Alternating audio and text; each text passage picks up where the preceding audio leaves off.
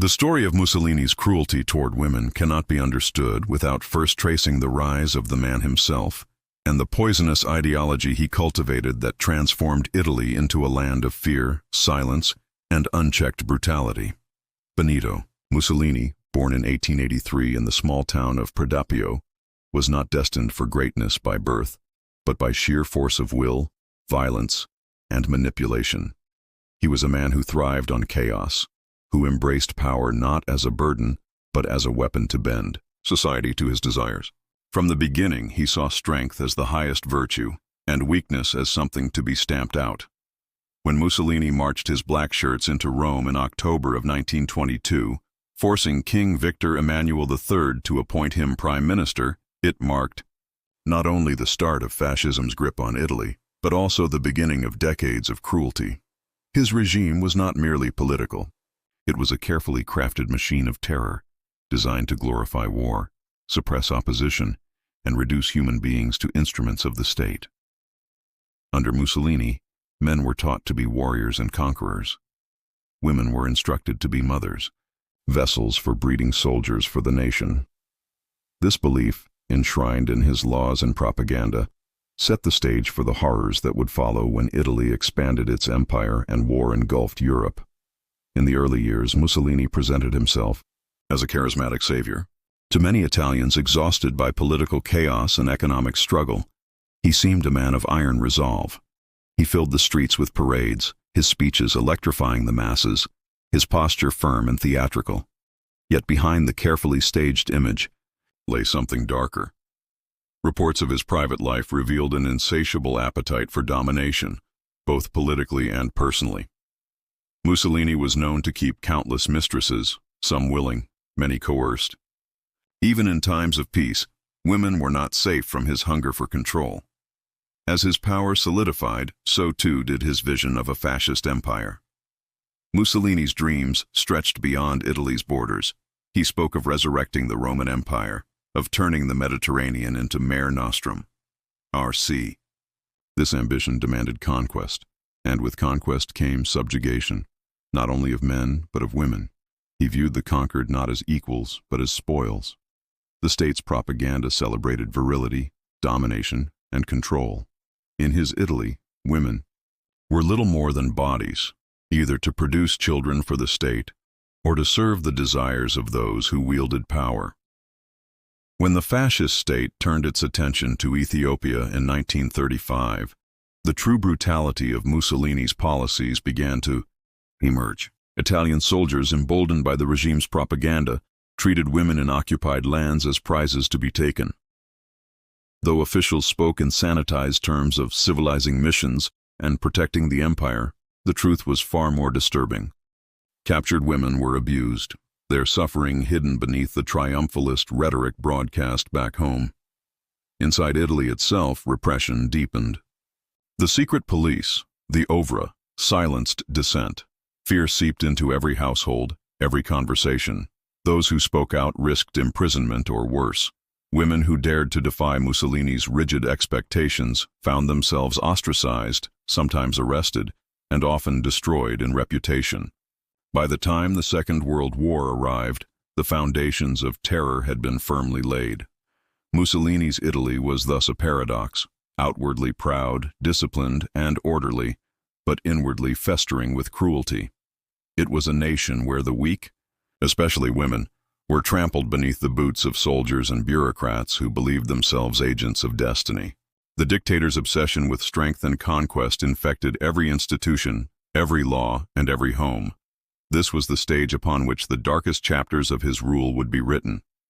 For the women who fell into the hands of Mussolini's men, the nightmare was only beginning.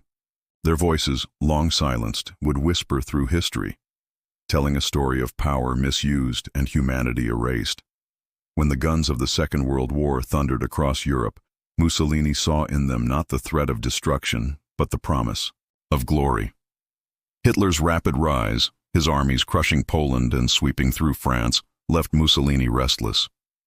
Italy, he believed, was destined to share in the spoils of conquest, to carve out an empire that would rival Rome itself. Yet the Italian army was ill-prepared, poorly equipped, and fractured by corruption. None of that mattered to Mussolini. To him, war was not about preparation. It was about spectacle, about proving himself on the world stage. His first taste of empire had already come in Ethiopia years before Hitler's grand offensives. In 1935, Mussolini's legions marched into Africa, waging a campaign so merciless it shocked the international community. Poison gas rained down upon villages. Machine guns tore through unarmed civilians, and women became targets as much as men. Italian soldiers were promised glory, but they were also given permission, unspoken yet undeniable, to take what they wanted. And in the silence of occupied towns, far from the eyes of Rome, what they wanted most often were women. Captured Ethiopian women were paraded as trophies, their bodies forced into submission by men who had been told they were superior, conquerors of a weaker race. Mussolini himself encouraged relationships between soldiers and local women, not out of compassion, but as a means of domination.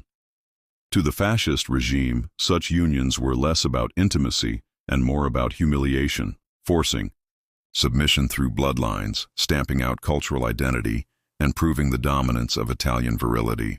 The term madamato came to describe these exploitative relationships, where Italian men kept African women as concubines, their consent irrelevant. But while Ethiopia marked the beginning, it was only a prelude. By 1940, as Mussolini entered the global war alongside Hitler, the violence spread. In the Balkans, in Greece, in North Africa, the story was repeated. Towns fell, and women bore the brunt of occupation.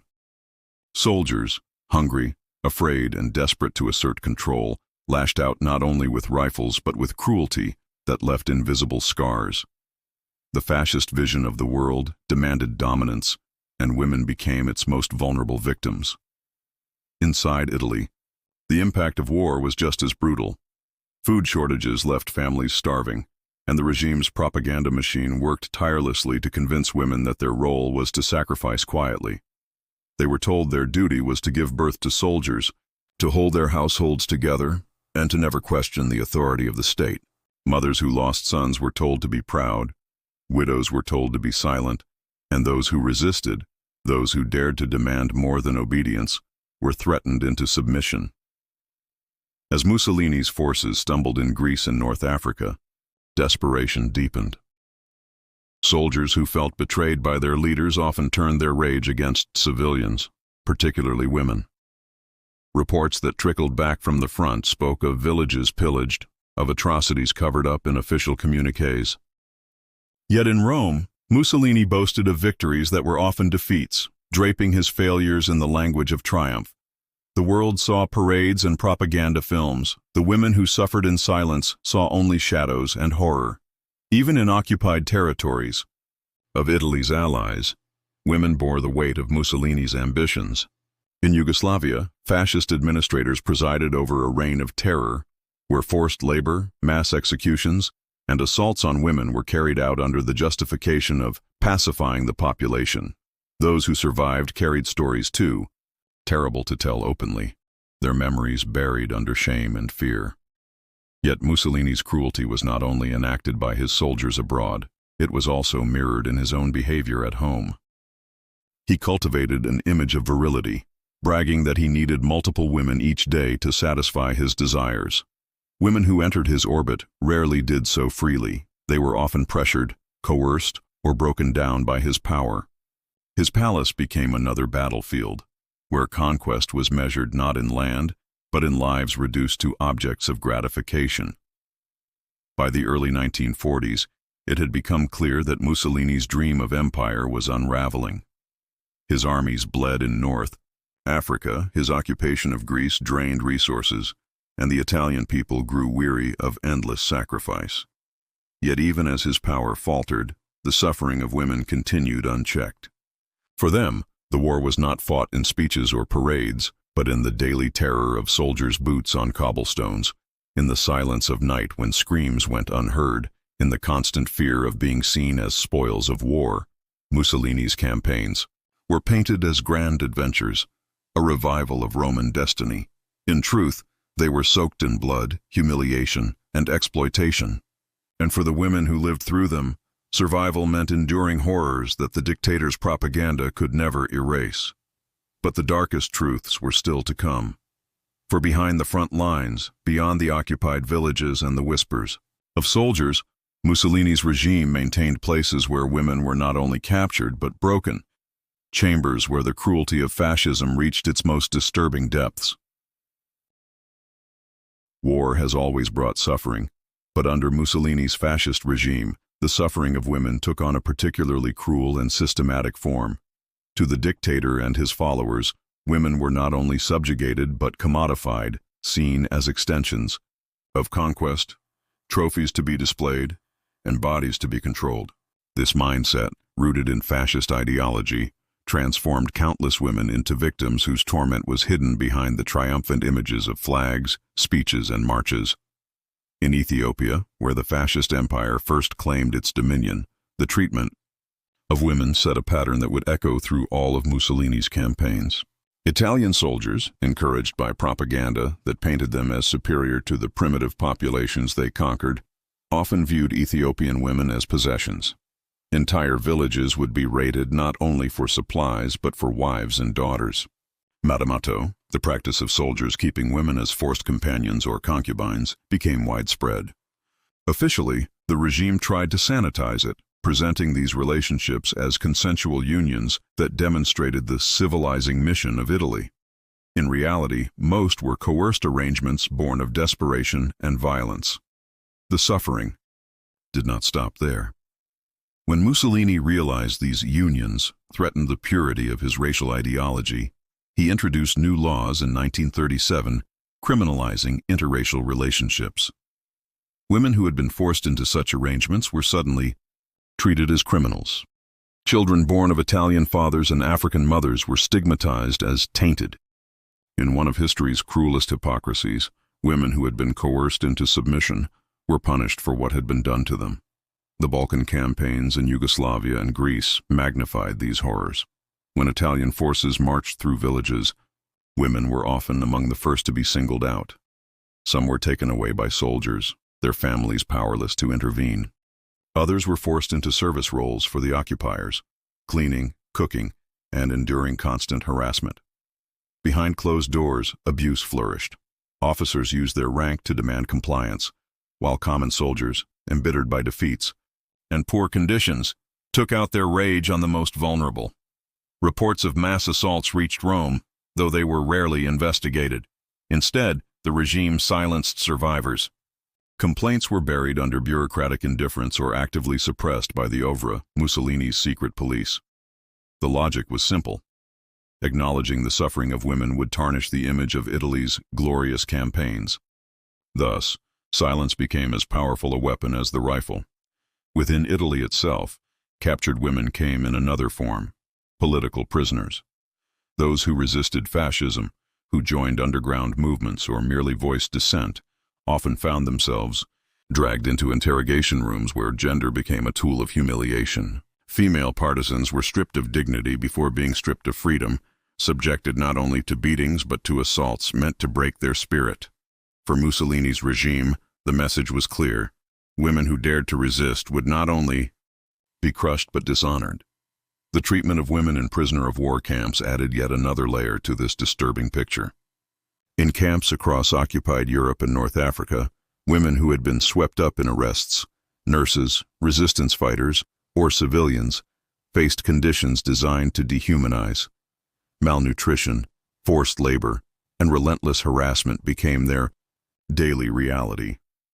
Guards treated their presence as an opportunity, not a responsibility, reducing them to commodities in a marketplace of cruelty. Even Mussolini himself reinforced this culture.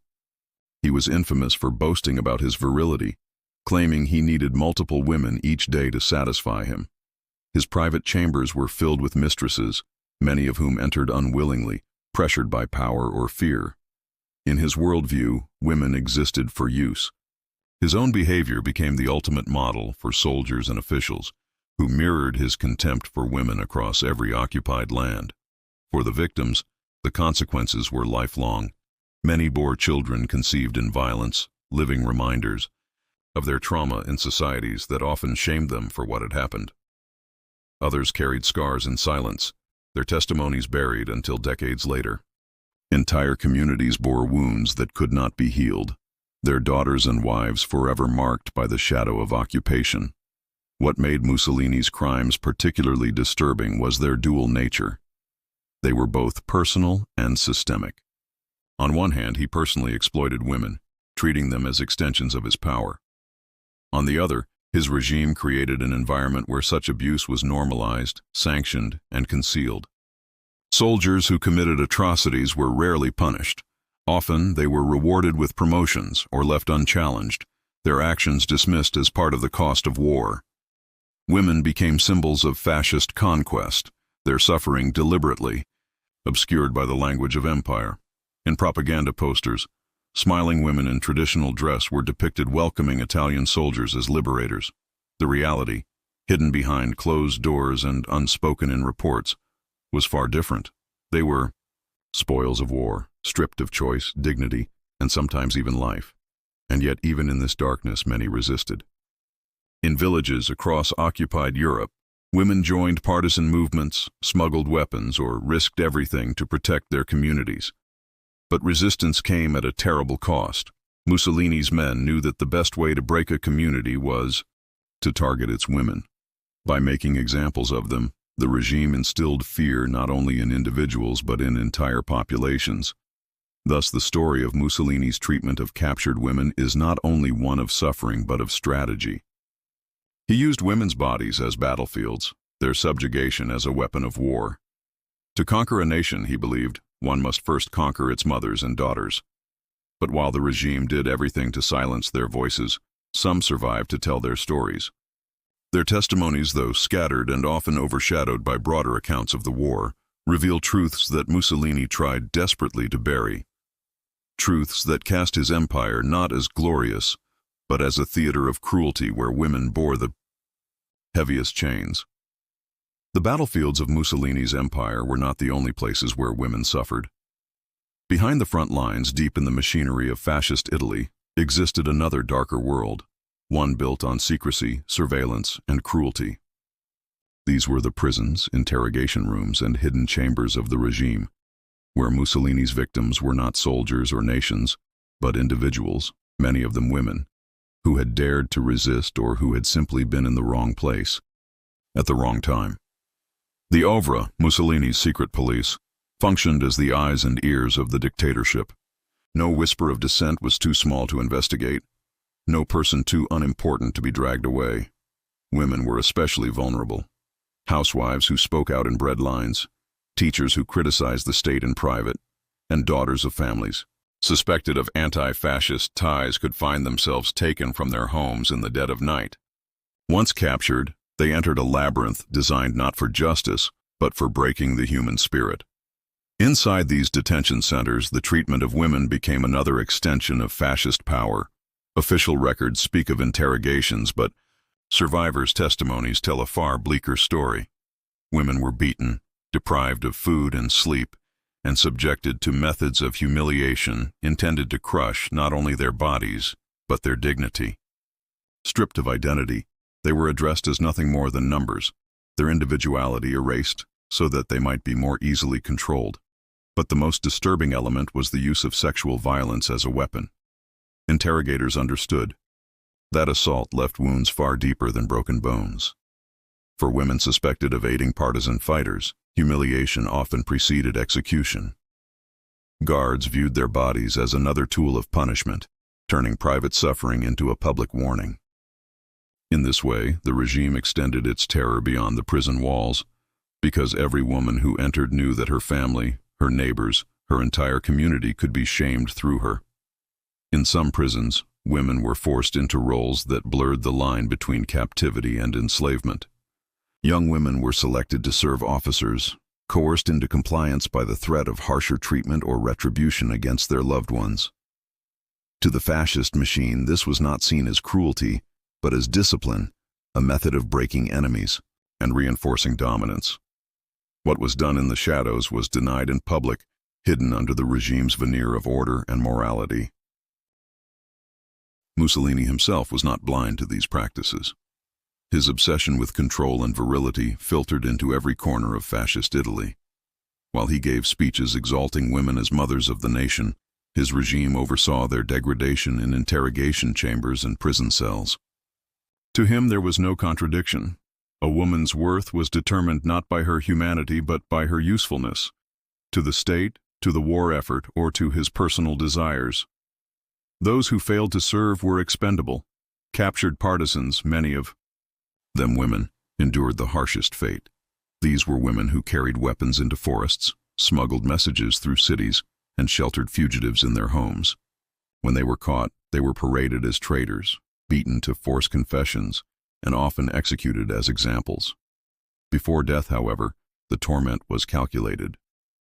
Torture chambers echoed with screams that the regime hoped would silence resistance beyond the prison walls. Yet in many cases, the opposite occurred. Stories of captured women, their bravery under torture, and their refusal to betray their comrades spread like whispers of defiance, inspiring others to continue the fight. Still, the cruelty left deep scars. Testimonies gathered after the war reveal patterns of systematic abuse. Women recalled endless interrogations where questions blurred into threats and threats blurred into violence. They described the terror of isolation cells, where days passed in darkness broken only by the sound of footsteps outside the door.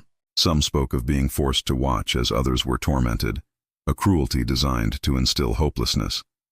And yet, even among these horrors, there were stories of resilience, of women who endured without breaking, who clung to fragments of dignity that even fascism could not erase.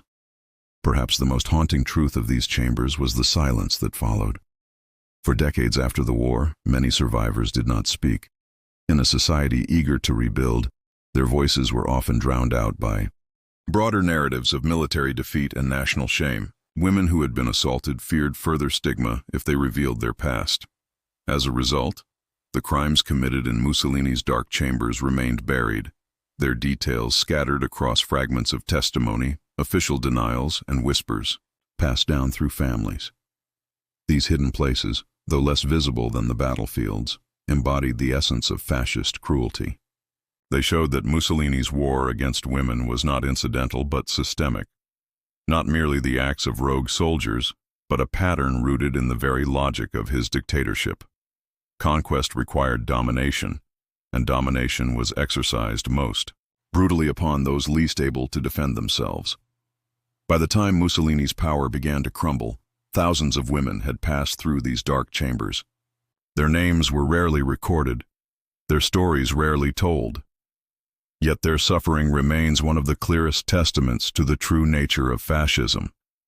Not the parades, not the slogans, not the grand speeches, but the quiet, hidden cruelty inflicted on the most vulnerable. And as Italy began to fracture under the weight of defeat, the silence that had protected Mussolini's crimes would start to crack. Women who had survived would begin to speak, cautiously at first, their testimonies pulling back the curtain on horrors long denied. What emerged was not only the truth of what had happened behind locked doors, but the undeniable proof that Mussolini's war was as much against women as it was against nations. The end of Mussolini's reign did not immediately bring justice to those who had suffered under his rule. For the women who endured captivity, assault, and humiliation, the fall of fascism brought relief, but it did not bring healing. Instead, many of their voices were swallowed by silence, buried beneath layers of fear, shame, and a society unwilling to confront what had been done to them. In the immediate aftermath of the war, Italy was consumed by chaos. The country lay in ruins, cities bombed, industries shattered, and families torn apart. Amid the rubble, partisan groups and allied forces sought to piece together a new order. Yet in this rush to rebuild, the voices of women who had endured Mussolini's cruelty were often treated as an afterthought. Trials were held for high-ranking fascists, and political crimes were catalogued, but the intimate, gendered violence inflicted on women rarely entered the official record. To speak of it openly was to invite disbelief, scandal, or even blame. Survivors often kept silent out of fear. Many had been threatened during captivity. If they ever revealed what had been done to them, their families would pay the price. Even after Mussolini's fall, the fear lingered. His loyalists had not disappeared overnight. Secret police officers melted into the civilian population, and collaborators remained in positions of influence. For women who had been abused in prisons, in occupied villages, or in military brothels, it was often safer to say nothing than to risk retaliation or humiliation. Cultural stigma played a role as well. In traditional Italian society, a woman's honor was closely tied to her chastity. To admit to being assaulted was to risk being shamed, judged, or even rejected by one's own community. Many women returned home from captivity to find not sympathy, but suspicion. Some husbands, brothers, or fathers, unable or unwilling to grasp the reality of war, turned against them, treating survivors as though they bore guilt for the crimes committed against them. The shame, unfairly placed on victims, rather than perpetrators, silenced countless testimonies before they were ever spoken. The silence was reinforced by official narratives. Post-war Italy sought to distance itself from fascism, but it also sought to protect its national pride. Politicians and historians emphasized resistance, heroism, and the eventual triumph of liberation. The darker truths, the complicity of ordinary Italians, the crimes committed against women, and the hidden chambers of cruelty were inconvenient for a country eager to reforge its identity. The memory of female suffering did not fit the myth of rebirth. Thus, it was quietly excluded. This silence was not absolute. In private diaries, letters, and whispered conversations, fragments of testimony survived. Women confided to their daughters or to trusted friends, leaving behind stories that would only emerge decades later. In some cases, partisan organizations recorded accounts of women who had been captured, tortured, or killed, preserving their bravery while avoiding explicit descriptions of their suffering. These partial testimonies hinted at deeper truths, but much was left unsaid, hidden beneath euphemisms and omissions. For some women, silence was not only imposed, but chosen as a means of survival. To carry such memories aloud was to reopen wounds that never healed. Many survivors preferred to bury the past, to focus on rebuilding their lives, raising families, and moving forward. But silence, while protective, came at a cost. Without their voices, the crimes of Mussolini's regime risked being forgotten, reduced to whispers rather than acknowledged truths. It was not until decades later, with the rise of feminist movements and renewed interest in oral history, that these silenced voices began to emerge more fully. Scholars and activists sought out survivors, recording testimonies that revealed the hidden dimensions of fascist violence. Elderly women, their lives, nearly spent, spoke of nights in prison cells, of soldiers who came without warning, of fear that had never truly left them. Their words confirmed what had long been suspected, but rarely documented, that Mussolini's war was waged not only on nations, but on women's bodies. Even then, the testimonies often came with hesitation. Many survivors asked for anonymity, fearing judgment even in old age. Others broke down mid-interview, haunted by memories too heavy to bear. Some remained silent to the end, their stories buried with them in graves unmarked by the truth. And yet, every voice that did emerge added weight to the historical record, chipping away at the silence Mussolini had built. The tragedy of these buried testimonies lies not only in what women endured, but in how long the world refused to listen. For decades, the crimes remained hidden in the shadows of history books, overshadowed by battles and politics. Only by listening to survivors could the full extent of Mussolini's cruelty be understood. Their words, long silenced, carried the power to reveal the dictatorship not as a distant political system, but as a deeply personal violence that reached into homes, prisons, and the most intimate corners of life. Thus, the story of Mussolini's treatment of captured women is not merely about what was done to them, but about how their truths were suppressed. The silence was itself a second form of violence, one that denied recognition, justice, and healing.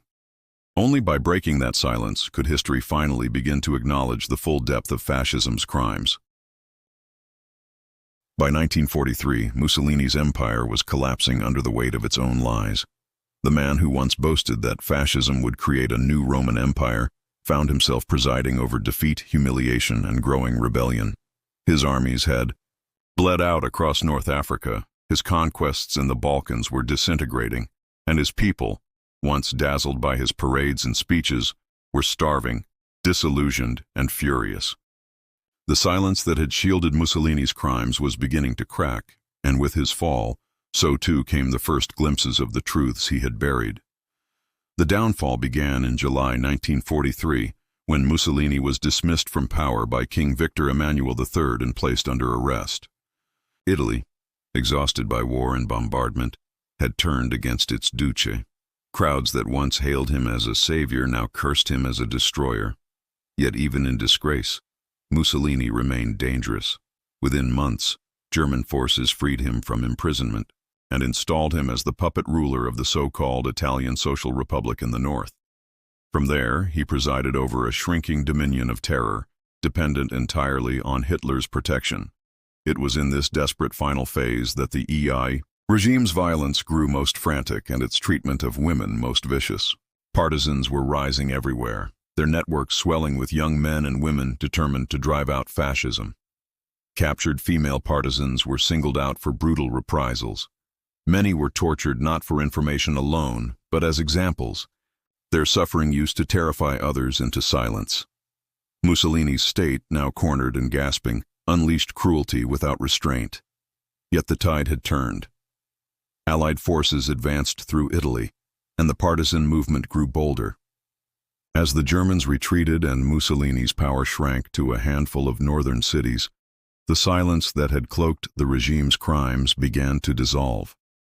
Prisons were liberated, camps were opened, and survivors emerged, their bodies marked by torment but their voices ready, though often trembling, to tell what had been done to them. For the first time, ordinary Italians confronted the hidden chambers of fascism, the cells where neighbors had disappeared, the rooms where women had been broken. Mussolini's own end was as brutal as the system he built.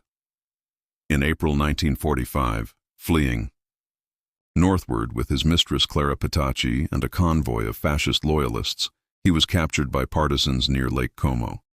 Days later, he was executed by firing squad. His body, along with Petacci's, was hung upside down in a Milan square, battered by a crowd that spat on the dictator who had once demanded worship. For many Italians, this grotesque display was justice. For others, it was catharsis. Yet for the women who had suffered under his regime, Mussolini's death was not enough. His execution silenced him, but it did not undo the silencing he had imposed on them. In the months and years that followed, fragments of truth emerged. Survivors of prisons and camps began to speak cautiously, their testimonies collected in partisan memoirs, underground newspapers, and later, war crime investigations. Stories circulated of women who had endured torture without betraying their comrades, of mothers who had been beaten but refused to renounce their children, of young girls assaulted in occupied villages. These accounts, raw and painful, revealed what propaganda had hidden, that fascism's violence was not abstract but intimate, not just political but deeply personal. Still, the unveiling of these secrets was incomplete.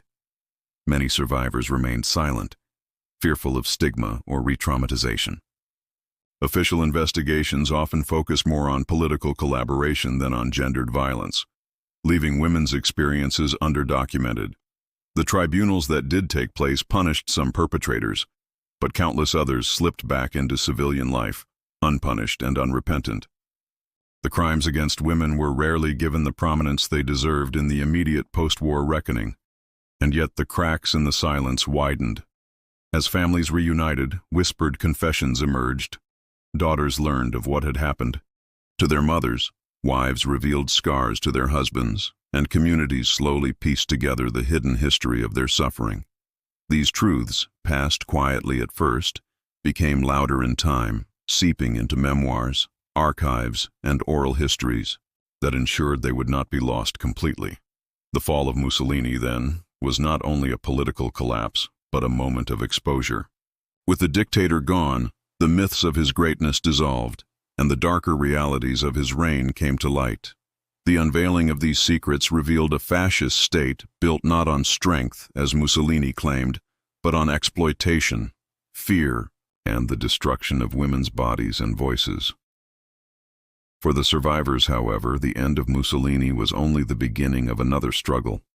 The struggle to be believed, to be recognized, and to see their suffering acknowledged in a society eager to move on. Their voices, though faint at first, would in time become a vital part of the historical record, ensuring that Mussolini's crimes against women would not vanish into silence again. Mussolini's death in 1945 closed one chapter of history, but the legacy of his crimes, especially against women, did not end with his body hanging in a Milan square.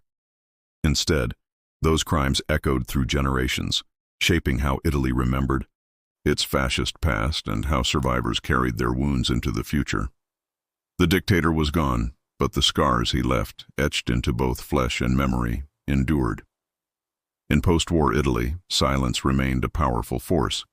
The country was eager to rebuild, to put the chaos behind it, and to write a new story, one that emphasized resistance, unity, and eventual liberation. Within this narrative, the intimate crimes against women were often pushed aside. The violence of war was acknowledged in broad strokes: bombings, executions, hunger, but the specific gendered cruelty of Mussolini's regime was often left unspoken. Women who had suffered in prisons, camps, or occupied villages found their testimonies dismissed as private tragedies rather than public crimes. Yet silence is never absolute. Slowly, fragments of truth began to seep into the collective memory. In partisan memoirs, the bravery of women was celebrated, even if their deepest traumas were left between the lines. In whispered family stories, daughters and granddaughters learned of the abuses their mothers and grandmothers had endured. Over time, scholars, journalists, and activists began to recover these hidden histories, piecing together a fuller picture of fascist violence. Oral histories collected decades later revealed what official records had long ignored: that Mussolini's war was not only fought with guns and tanks, but also through the subjugation of women's bodies. These testimonies transformed how historians understood fascism. They showed that Mussolini's regime was not merely authoritarian but deeply patriarchal, constructing power through the domination of women at every level, from policies that confined women to motherhood to the assaults carried out by soldiers and secret police. Women had not been passive victims. Many had resisted, fought, and endured. Their stories expanded the understanding of resistance, showing that survival itself could be an act of defiance in a system designed to strip away dignity. For Italy, however, the reckoning was uneven. Some perpetrators faced justice in post-war trials, but many escaped accountability. Former fascist officials melted back into society, their crimes unpunished, their names unmarked. For the women who suffered under them, this was a second betrayal. Not only had they been violated, but their abusers often lived freely in the very communities where their victims struggled to heal. Justice was partial at best, and for many survivors, it never came at all. Internationally, Mussolini's crimes against women were overshadowed by the enormity of the Holocaust and the devastation of the global war. Histories of World War II often relegated Italy's fascist crimes to footnotes, focusing more on Hitler's Germany or Imperial Japan. It was only with time that the distinct nature of Mussolini's brutality and its impact on women began to receive recognition. Feminist historians in the late 20th century played a crucial role in bringing these stories to light, insisting that the private sufferings of women were inseparable from the public story of fascism. Today, Mussolini's legacy remains contested in Italy. His name still sparks heated debates, his memory twisted by some who romanticize his order while ignoring his cruelty. But for those who know the testimonies of women, the truth is undeniable. Mussolini was not a leader of strength, but a tyrant of exploitation, whose empire was built on silencing the most vulnerable. His treatment of women revealed the rot at the core of his ideology, the belief that power justified anything, and that human dignity could be sacrificed for ambition. The echoes of these crimes reach far beyond the 1940s. They remind us how authoritarian regimes, past and present, often begin their assaults by controlling women, reducing them to symbols, tools, or spoils of conquest. Mussolini's Italy offers a warning that cruelty inflicted in silence can ripple through generations if left unacknowledged. The scars carried by survivors and the silence imposed on them stand as evidence of the cost of forgetting. And yet, the women who endured also left behind a different legacy, one of resilience. Their whispered testimonies, their survival against overwhelming odds, their refusal to let history erase them, these became acts of resistance in themselves. They remind us that even in the darkest chambers of tyranny, human dignity can endure. The disturbing truth about Mussolini's treatment of captured women is not only a story of horror, but a demand for remembrance. It calls upon us to look past the grand speeches, the parades, and the myths of empire, and to see the reality of fascism in the lives it shattered. Only by remembering their suffering can we ensure that the silence Mussolini created will never fall again.